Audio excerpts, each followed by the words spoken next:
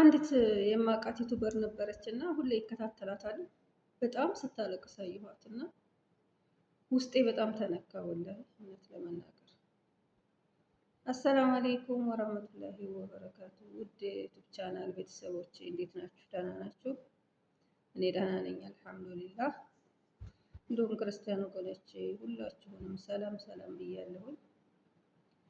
በያላችሁበት ሰላማችሁ ብዝት ይበልልኝ። እንዴት ናችሁ? ስራ እንዴት ነው? ከኔ ጋር አልሐምዱሊላህ ሁሉ ሰላም፣ ሁሉ መልካም አለንለት እና ውዶቼ እኔ እንጃ ዛሬ የመጣሁበት አንዲት በዩቱብ የምከታተላት እህት ነበረች እና ሁሌ ብሎጓን እከታተላለሁ። ውሎዋን ላይፏን ታሳየናለች፣ እከታተላታለሁ እና ዛሬ ወደ ስደት መታ በመዳም ቤት ቁጭ ብላ ድንገት እያለቀሰች መጣችና በጣም ውስጥ የተነካ በጣም ምክንያቱም እኔም ያለፍኩበት ስለሆነ ማለት ነው። እሷ ጫማ ላይ ስለነበሩ እና ልጅ ጥሎ መሰደድ በጣም ከባድ ነው። በጣም ከባድ ነው፣ ይከብዳል። ከሁሉም በላይ ልጆቹን ትቶ እንደመሰደድ ከባድ ነገር የለም። እውነት በጣም ከባድ ነው። እኔም ስላሳለፍኩት እኔ እዛን ቀን ከልጆቼ ተለይቼ ወደ ስደት ስመጣ ዓለም ወይም በቃ የመጨረሻ ቀን ነበር ውስጤ የሚሰማኝ። ዛሬ በቃ በህይወት የመጨረሻ ቀንሽ ናት የተባልኩ በውስጤ ያለው ነገር እኔ እንጃ ልገልጽላችሁ አልችልም። የተሰማኝ ስሜት ማለት ነው። መጥቼ እዚህም ማልቀስ ማልቀስ በቃ ምግብም ስበላ ማልቀስ የሆነ በቃ እየሰራሁ ሰዎቹ ካላዩኝ ሲመጡብኝም ባይን ጥርግርግ አደርጋለሁ። እና ቲክቶክ ላይ ደግሞ ስገባ እንደዚህ ስለ ልጆቻቸው ፖስተው ምናምን ስለ ልጅ ናፍቆት የሚያወሩ ካየሁኝ እነሱን ነው የማየው። እያለቀስኩ ኮምታለሁ፣ አይዟችሁ ምናምን እያልኩኝ ኮመንት እጽፋለሁ። በቃ ያው ቲክቶክ ደግሞ የሚያቀርብላችሁ አንዴ ያያችሁትን ነገር አይደለም፣ በቃ ስለ ልጅ ነው የሚያመጣልኝ። ስለ ልጆቻቸውን ስለናፈቁት እንደዚህ ስለሚገጥሙት ስለምናምን ይመጣልኛል። እኔም እያየሁ አብሬ ማልቀስ እና ይከብዳል፣ ከባድ ነው። ብቻ አልሐምዱሊላህ ረብል ዓለሚን። ባለፈው ቪዲዮ ላይ እንደነገርኳችሁ አሁን 11 ወር አስቆጠርኩኝ።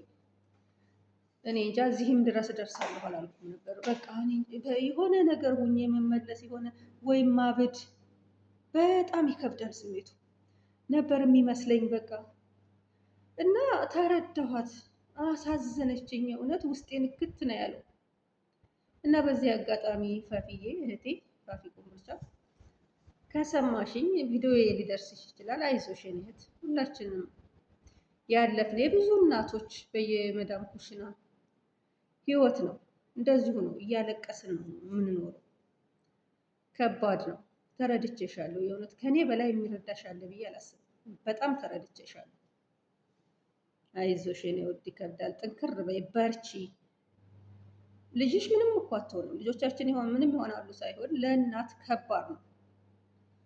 ለእናት በጣም ይከብዳል። እናት በቤት መኖሯ ብቻ በቂ ነው። ሊጫወቱ ወጥተው ምልስ ሲሉ ቤት እናታቸውን ሲያዩ ለልጆች ዓለም ሙሉ ናት። ትምህርት ቤት ውለው ሲመጡ በቤት እናታቸውን ሲያገኙ ለእነሱ ዓለም ሙሉ ናት። በቃ ምንም ባታረግ ምንም ባይጎልባቸው እናት በቤት ውስጥ መኖሯ ብቻ በቂ ነው፣ እንደኔ አመለካከት። እውነት እኔ ድሮ ትምህርት ቤት ሂጄ እናቴ ወይ ገበያ ሄዳ ወይ የሆነ ቦታ ሄዳ ከትምህርት ቤት ስመጣ እናቴን ሳያት በቃ ጭንቅ ይለኛል። አልወድም። እውነት ለመናገር ጭንቅ ነው የሚለኝ። እና እናትነት ሚስጥሩ ከባድ ነው። ወልዶ ላየው ሰው ብቻ ነው የእናት ሚስጥሩ የሚገባው ማለት ነው። ድሮ ልጅ እያለን እናት ፈሷ መድኃኒ ናት እያልን የምንተርተውና የምንቀልደው ገጥም አለና እውነት ነው። እውነት እናት እውነትም አዎ መድኃኒነት ፈሷ መድኃኒነት የሚባለው እንዳባባል ግጥም እንዳባባል ሳይሆን የማየው እውነት ነው። እናት በቃ አስፈላጊ ነገር ናት። እና ልጅሽ ምንም ትሆናለች ሳይሆን እንኳን በአክስቶቿ መካከል ሁና እያቀበጧት ለአንቺ ይከብዳል።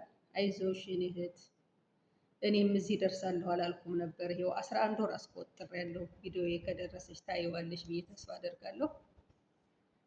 ይኸው 11 ወር አስቆጠርኩ። የሰው ልጅ በህይወት ካለ በጤና በአፍያ ካለ መልሶ ይገናኛል።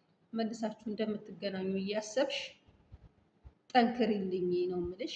በርቺ። ሁላችሁም በዚህ አጋጣሚ ሁላችሁም በስደት ያላችሁ እናቶች በርቱልኝ። እውነት ጠንክሩ፣ እንጠንክር፣ እንበርታ። ያው የመሰደዳችን ምክንያት ልጆቻችንን ቢሆኑ ነግሬያችኋለሁ። ያው ዋናውና ምክንያቴ ልጆችን በቃ የሆነ የልጆቻችሁን ፍላጎት ለማሟላት ነው የምንሰደደው። አልሐምዱሊላህ ፋፊ እንዳየሁሽ ቤት አለሽ ምን አለሽ፣ እኔም እንዳንቺው ቤት አለኝ። በቤት የነበር የምኖረው እና የሆነ ነገር የምናስበው ነገር አለና ያንን ሀሳባችንን አላህ ያሳካልን። አንቺም ሀሳብሽ ተሳክቶ በሰላም ከልጅሽ ጋር የምትገናኝ ያለህ ያርግሽ የኔ እህት። አይዞሽ ለማለት ያክል ነው። በርቺ። ሁላችሁም እናቶች በርቱ፣ እንበርታ፣ እንጠንክር፣ እርስ በርሳችን እንተዳደግ፣ ለልጆቻችን የእውነት እንመለስ እና አይታወቅም አላህ የሆነ ሙአጀዛ ፈጥሮ ከልጅሽ ጋር መልሶ አገርሽ ሊያገናኝሽ ይችላል እና በዚህ አጋጣሚ 2 ዓመትም ድረስ አላህ ምንም የሚቸግረው ነገር ላደርሽ ትችላለሽ። የሚቸግረው ነገር የለም፣ ለሱ ቀላል ነውና ዱአ አርጊ። እውነት እንዳታለቅሽ ልልሽ ፈልጌ ነው። ዱአ አርጊ። ከማልቀስ ዱአ ነው በቃ። ዱአሽን እያረግሽ የሆነ ሙአጀዛ ፈጥሮ ለልጅሽ ሊመልስሽ ይችላል፣ ለልጅሽ ለቤትሽ ሊመልስሽ ይችላል እና አላህ አይዞሽ ለማለት ያክል ነው። በህይወት ሰው በህይወት ኖሮ መገናኘት አለ። ገባሽ አይደለም?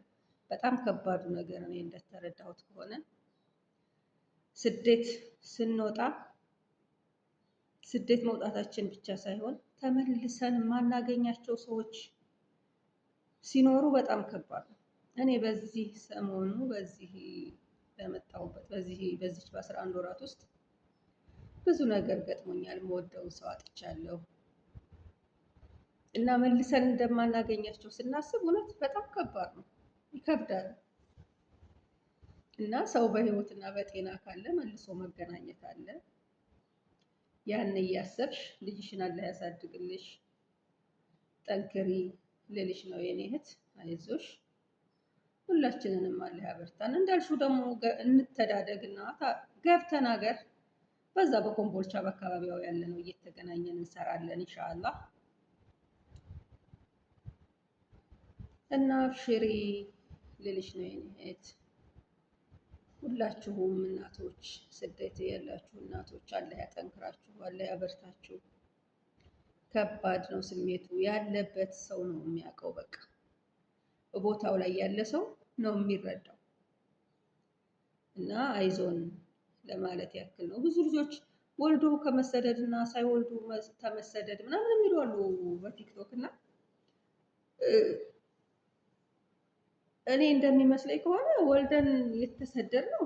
አዎ ለልጆቻችን የምንኖርለት ሰው አለ። በቃ ለልጆቻችን ተስፋዎቻችን ናቸው። ብዙ ልጆች ደግሞ ሳይወልዱ እድሜያቸውን በሰው ሀገር የሚገፉ አሉ፣ እድሜያቸውን የሚያቃጥሉ አሉ። አዎ እንደነዚህ አይነቱ ከባድ ነው። ወልዶ መሰደድ ያው አለኝ የምትዩ ልጅ ይኖራል።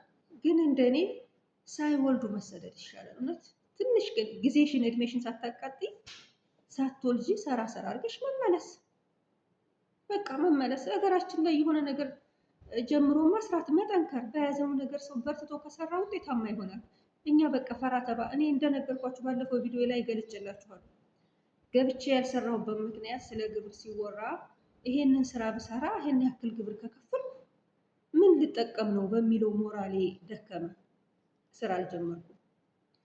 ብንሰራ በያዝነው ነገር ብንበረታ ውጤታማ እንሆናለን እና አሁንም ኢንሻአላህ ሰርተን ሀገራችን ላይ በስራ ኢንሻአላህ እኔ አሁን ዋናው ዓላማዬ የሆነ ነገር ከፍቼ እሰራለሁ ነው እና መጠንከር አለብን። መፍራት የለብንም። ይሄንን እንኖራለን ብለን መፍራት ደፋርነት ያስፈልጋል። አንድ ስራም ሆነ ምንም አንድ ሰው ድፍረት ያስፈልጋል። እኔ ያኔ ደፍሬ ስራ ብጀምር ያው አላህ ያለው ነው የሚሆነው፣ የእሱ ፍቃድ ነው። አልፈቀደልኝም እና እሱ ሲፈቅድ ነው። በመነገራችን ላይ እሱ ሲፈቅድልንና እሱ ሲሻልን ነው እና ጠንክረን በድፍረት የሆነ ስራ ጀምረን ውጤታማ እንድንሆን መታገል አለብን። መፍራት የለብንም። በቃ እንደዚህ አይሆንልኝም እኔ ምናምን ብለን መፍራት የለብንም። ድፍረት ያስፈልጋል ልላችሁ ነው። እና አብሽሩልኝ፣ ሰላማችሁ ብዝት ይበልልኝ። እስከ መጨረሻው እውልኝ። እስከ መጨረሻው የተከታተላችሁኝ ልጆች በጣም ነው የማመሰግነው። እስከ መጨረሻው ስላዳመጣችሁ እጅግ አድርጌ አመሰግናለሁኝ። ቤተሰብ ያልሆናችሁ ይህ ቪዲዮ የደረሳችሁ የደወል ምልክቷን እየነካችሁ ቤተሰብ ሁኑኝ እላለሁ ውዶቼ። ላይክ አርጉኝ፣ አበረታቱኝ እላለሁ የኔ ውዶች። አሰላሙ አለይኩም ወራህመቱላሂ ወበረካቱ።